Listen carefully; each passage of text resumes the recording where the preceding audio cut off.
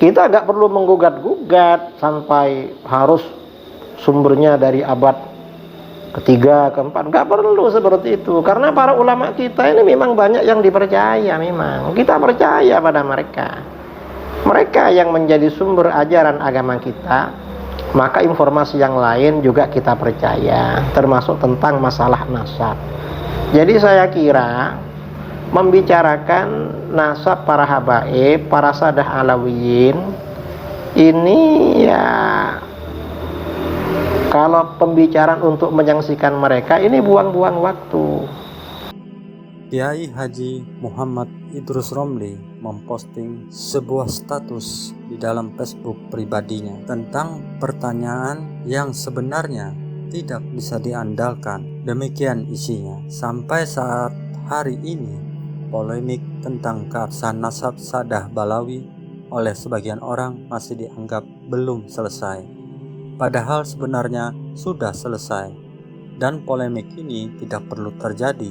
Nasab Sadah Balawi itu sahih secara ilmiah ilmu nasab. Tentu bagi orang yang mengerti kaedah ilmiah dalam ilmu nasab. Tulisan ini perlu saya buat karena masih ada sebagian orang yang terpengaruh dengan pertanyaan provokatif yang mereka anggap sebagai pertanyaan andalan untuk menjatuhkan nasab Sadah Balawi. Padahal pertanyaan tersebut sebenarnya salah dan tidak ilmiah. Apa isi pertanyaannya? Yaitu pertanyaan dan gugatan. Tunjukkan kitab nasab yang menulis nasab Said Ubaidillah yang semasa atau berdekatan dengan masa kehidupan beliau. Pertanyaan dan gugatan ini sebenarnya tidak perlu karena dalam kaedah ilmu nasab, suatu nasab itu dinyatakan sahih diantaranya apabila diakui validitasnya oleh seorang nasabah atau ahli nasab tanpa persyaratan nasabah tersebut hidup semasa dengan nasab yang ia tahsih atau beliau ini nilai sebagai nasab yang sahih atau dalam kitab yang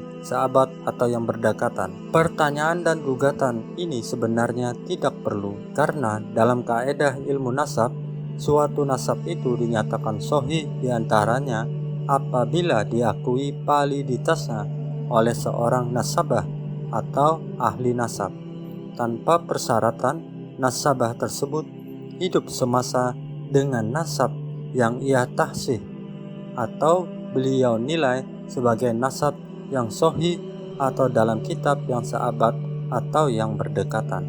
Kaidah seperti ini tidak hanya berlaku dalam ilmu nasab, bahkan juga berlaku dalam kaidah ilmu hadis yang selevelnya di atas ilmu nasab. Kata para ulama, suatu hadis itu dinilai sahih apabila ada seorang hafiz atau gelar kesarjanaan tertinggi dalam ilmu hadis yang menilainya sahih atau ditulis dalam kitab-kitab para hafiz yang khusus menghimpun hadis-hadis sahih.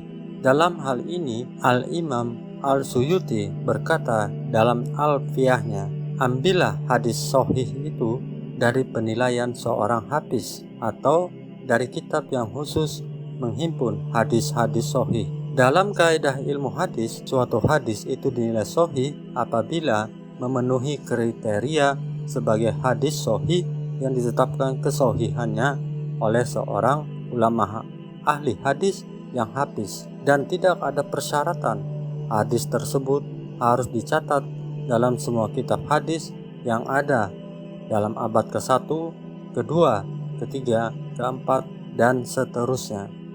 Walaupun hadis tersebut tidak ada dalam kitab-kitab yang ditulis pada abad ke-1, kedua, dan ketiga, tetapi kemudian dijumpai dalam kitab ulama abad ke-4 dan sanadnya sahih menurut penilaian para hafiz hadis, maka hadis tersebut dihukumi sahih.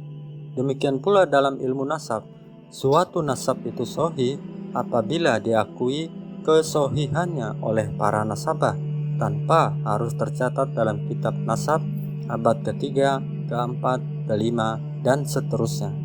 Yang mempersoalan kesahihan suatu hadis sahih karena tidak ada dalam kitab abad kedua, ketiga, dan keempat Hijriah biasanya kalangan orientalis dan sebagian kaum Wahabi yang awam dalam bidang ilmu hadis.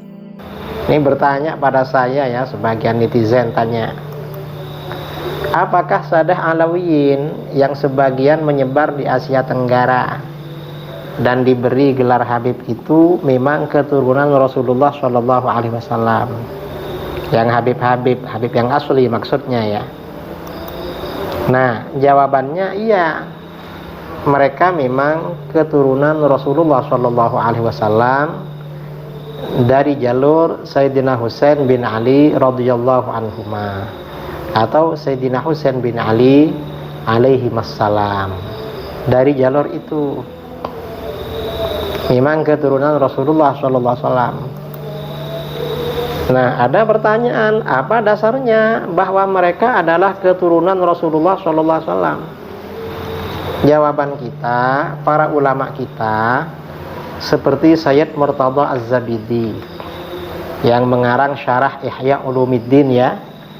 Beliau punya kitab Ithafus Sadah Al-Muttaqin ya.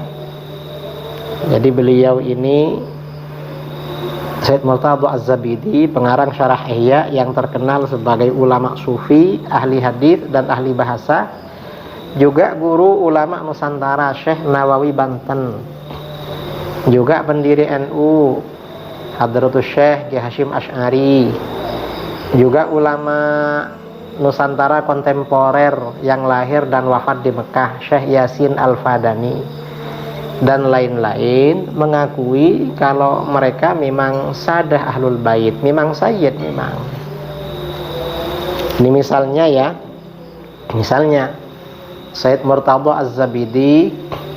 Sayyid Murtada Az-Zabidi ini punya karangan kitab ya.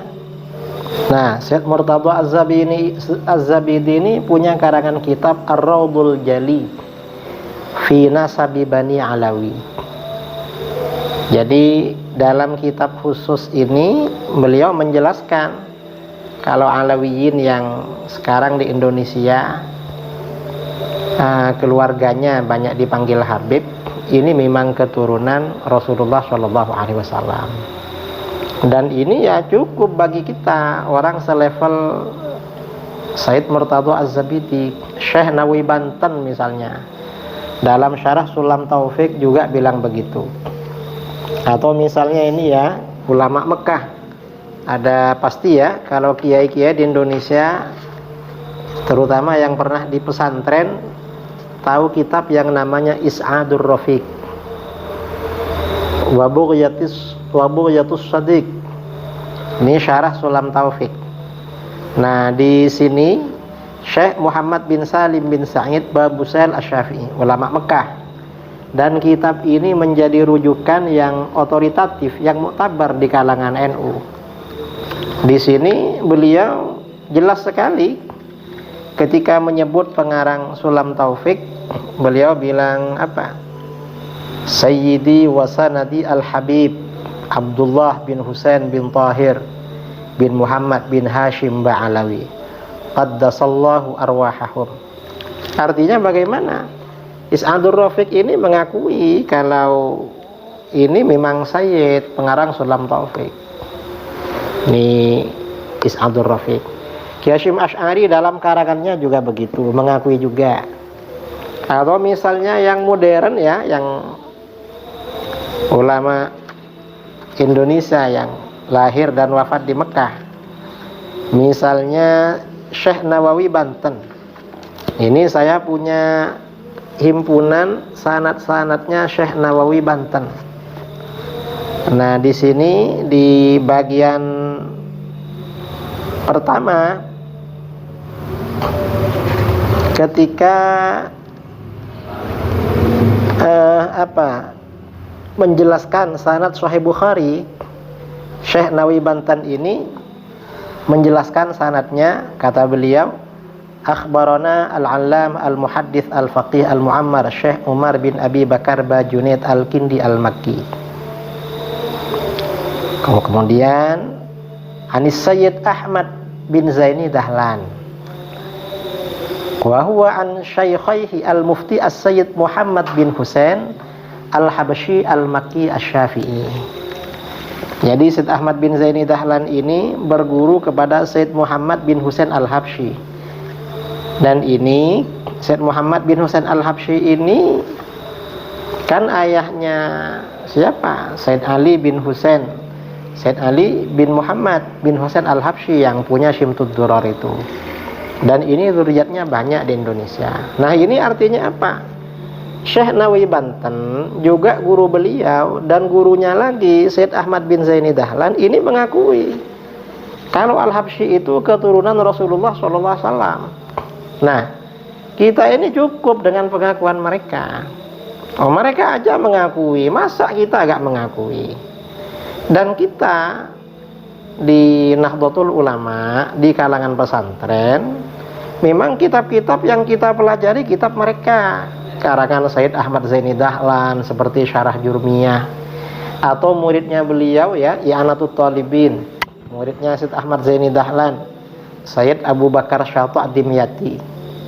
Pasti mengakui juga sama gurunya Syed Muhammad bin Husain Al-Habsyi.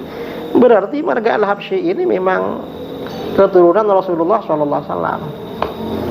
Enggak ada, artinya seperti ini cukup sebenarnya. Kalau mereka sebenarnya Sayyid, sama dengan Sayyid-Sayyid yang lain di Indonesia yang memang mereka dari keturunan Alawiyin.